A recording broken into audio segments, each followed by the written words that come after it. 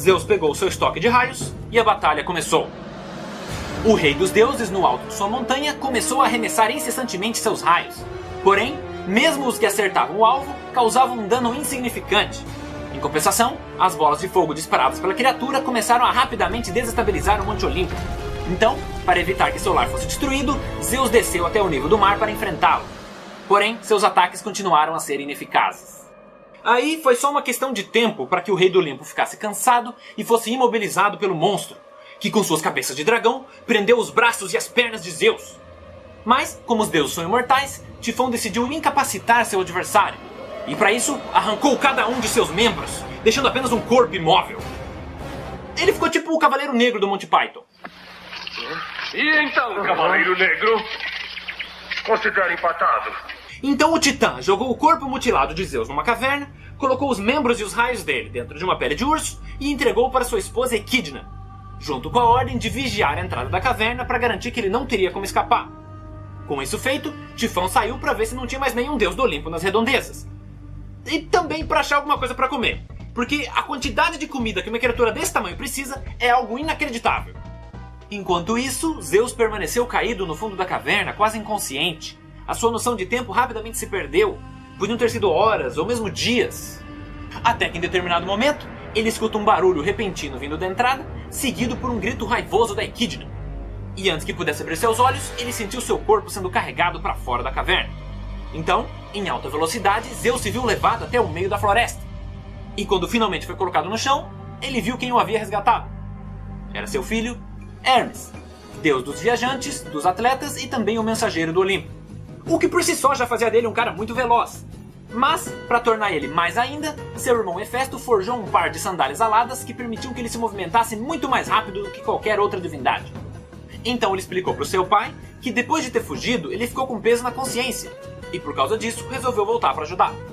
Mas assim que ele chegou no local e viu o tamanho do monstro, junto com a destruição à sua volta, ele resolveu ficar assistindo de longe, esperando um momento em que ele poderia ser útil. Porque Hermes era bom em muitas coisas. Brigar não era uma delas. Então, no momento em que seu pai foi colocado na caverna e Tifão se afastou, ele soube que essa era a hora de agir. E de brinde, o nosso deus atleta também trouxe uma pele de urso que ele pegou enquanto a Equidna estava distraída. Então Hermes fez um primeiro socorros ali, tacou um silver tape e Zeus ficou novo. Mais ou menos. Depois disso, ele contou para o seu pai que o Tifão estava morrendo de fome e saiu procurar comida. Neste momento, Zeus teve uma ideia brilhante, porém arriscada, e imediatamente explicou para o seu filho. E agora corta para Hermes correndo pela floresta, carregando Zeus nas costas, passando pela Equidna e na sequência entrando no campo de visão do Tifão. Sendo que nisso ele já estava sendo bombardeado com bolas de fogo e ácido. Mas Hermes não perde a posse de Zeus. Ele vai, só no drible. Tifão se prepara para fazer a defesa, mas o corredor do Olimpo passa nas canetas e escapa dos adversários.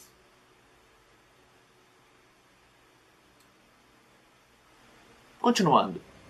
Quando Tifão viu que Zeus havia escapado, ele imediatamente seguiu atrás dos dois deuses fugitivos. Ele não era rápido o suficiente para alcançar, mas ele seguiu os rastros e foi na mesma direção.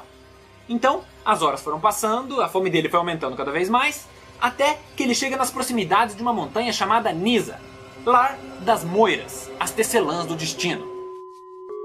Essas três irmãs são filhas de Nyx, a deusa da noite, e eram responsáveis por decidir o destino de todos os seres vivos, incluindo os próprios deuses, fazendo com que elas fossem extremamente respeitadas e até temidas por eles.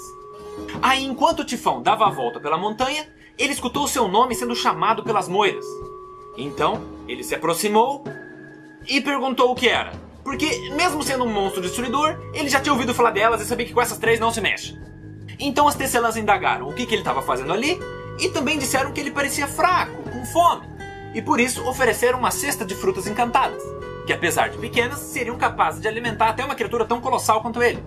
Aí a criatura, que realmente estava absurdamente faminta, aceitou a oferenda e depois de comer, continuou a sua busca. Mais algumas horas se passam, até que Tifão, que estava se sentindo estranhamente cansado, avista alguém sentado no topo de um pequeno morro. E esse indivíduo era exatamente quem ele estava procurando.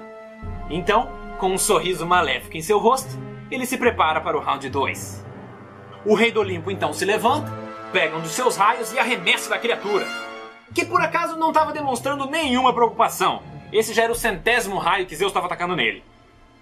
Mas, por algum motivo, quando esse o atingiu, a couraça não conseguiu conter o impacto e sangue fervente começou a jorrar da abertura. Tifão, o deus dos desastres naturais, ficou abismado com isso. E foi só aí que ele percebeu a armadilha na qual tinha caído. Porque as tecelãs do destino podem não responder a ninguém, mas Zeus era brother delas. Então, quando fugiram, ele e Hermes propositalmente deixaram o rastro ser seguido e deram uma passadinha na montanha para conversar com elas. Até porque Zeus pode ser um cuzão, mas o filho de uma égua carismático. Fora que as moiras sempre buscam a ordem e o equilíbrio, e o Tifão era basicamente a personificação da destruição e do caos. Então, o que elas fizeram foi entregar frutas venenosas, que elas sabiam que não seriam capazes de matar uma criatura dessas, mas seriam o suficiente para enfraquecê-la. A partir daí, era só uma questão de achar um jeito de incapacitar a criatura, porque Tifão também era imortal. Só que Zeus já tinha um plano. Ele estava esperando que seu inimigo chegasse ali. Então, mesmo cansado e ferido, ele começou uma rajada incessante de raios no monstro. Foi tipo uma tempestade em forma de metralhadora. E além do sangue que jorrava, cada golpe ia empurrando a criatura na direção de um gigantesco precipício. Tifão tentou resistir, mas não teve força e logo caiu no abismo. O que, obviamente, não seria suficiente para derrotar ele, porque, apesar de envenenado, ferido e faminto, ele ainda tinha energia para escalar de volta. O que é extremamente preocupante, porque o cansaço e os terríveis ferimentos de Zeus fizeram com que ele chegasse no seu limite. Seus raios acabaram, e sua força também. Só que mais uma vez, ele sabia o que estava fazendo. Era quase como se ele tivesse uma conselheira ajudando ele. Porque esse abismo era absurdamente frágil e instável. Principalmente depois da queda do monstro, que praticamente causava um terremoto a cada passo. Então, assim que Tifão tentou escalar, as paredes começaram a ruir e todo o desfiladeiro desmoronou sobre ele, soterrando e imobilizando a criatura. Alguns minutos se passam e eis que da floresta surge Hermes, exausto de tanto correr. Então, ele lentamente caminha até o campo de batalha e senta ao lado de seu pai caído no chão, quase inconsciente. Ambos se olham e dão um sorriso, orgulhosos da vitória que conseguiram alcançar, e principalmente por terem alcançado juntos, como pai e filho. Só que nesse momento o chão começa a tremer e dos escombros do abismo, terra e pedaços de rocha começam a se acumular, formando uma nova montanha, até que de repente o topo dela explode disparando um turbilhão de lava incandescente, o que obriga Hermes a rapidamente carregar seu pai para longe. A erupção então continua por mais alguns minutos, até que ela abruptamente se encerra. Essa foi a última tentativa da criatura, que mesmo usando todas as suas energias, não conseguiu escapar. E essa nova montanha que surgiu ficou conhecida como Monte Etna, que é um vulcão que realmente existe na Sicília. E por isso, toda vez que ele entrava em erupção, os povos daquela época diziam que era Tifão mais uma vez tentando escapar. Com isso, a gente conclui a história do plano secreto de Gaia. Exceto que tem uma parte que a gente ainda não abordou, mais especificamente o que estava acontecendo no submundo durante tudo isso. Então vamos rebobinar a história até a parte que a Equidna é escolhida para copular com o Tifão. Porque, como vocês sabem muito bem, não existia camisinha naquela época. Então, inevitavelmente, eles tiveram muitos filhos. Na verdade, é válido dizer que eles geraram alguns dos monstros mais famosos da mitologia grega. Como, por exemplo, a Hidra, a Quimera, a Esfinge, o Leão de Nemeia, entre outros.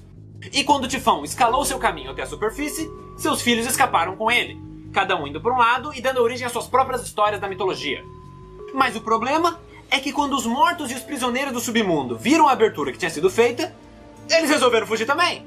E aí, dali Hades e os Hecatoncres correndo atrás dos fugitivos tentando escapar, e os serviçais tentando resolver como é que eles iam conseguir tapar um buraco daquele tamanho. Porque a própria luz que entrava por ela já era suficiente para desequilibrar o submundo, que depende da escuridão para funcionar. Então, esse período foi literalmente um inferno na Terra. Aí, depois de um longo tempo, Hades e seus funcionários conseguem resolver o problema e fechar a saída no teto. Demorou tanto que a batalha lá em cima já tinha até acabado. Na sequência, o deus do submundo, perplexo com o que tinha acontecido, segue o rastro de destruição para descobrir de onde a criatura tinha vindo. Então, ele chega nessa parte desconhecida do Tártaro. E nisso, ele vê que ainda tem alguém lá. E a questão é que nem todos os filhos de Tifão fugiram. Cérbero, o cão gigante de 3 cabeças, era o monstro mais sombrio dentre seus irmãos. A escuridão era o habitat natural dele. Então, vendo isso, Hades pensou: Tá aí, achei meu pet. E assim, Cérebro se tornou o guardião da entrada do submundo, cargo antes ocupado pela Camp, que foi morta por Zeus durante a Guerra dos Titãs. Depois disso, só faltava uma coisa pro deus do submundo fazer, que era subir até a superfície para ver qual foi a desgraça que aquela criatura não deve ter feito. Lembrando que a última vez que ele esteve na superfície foi quando os três irmãos estavam decidindo quem ia ficar com cada reino. Então ele subiu até o exterior, viu o estrago e foi até o Olimpo para perguntar e compartilhar informações sobre a criatura. Chegando lá, ele viu que estava ocorrendo um banquete. Mais um pro qual ele não foi convidado. E nele estavam todos os deuses do Olimpo que retornaram do Egito. E até Atena, que foi socorrida depois da batalha. Mas não eram só esses deuses que estavam lá. Porque quando Hades chegou, ele imediatamente viu alguém que prendeu sua atenção. Alguém que não tinha como não ser notada. Alguém que iria mudar a sua vida para sempre. Mas essa história eu conto no próximo Mitologia. Até mais!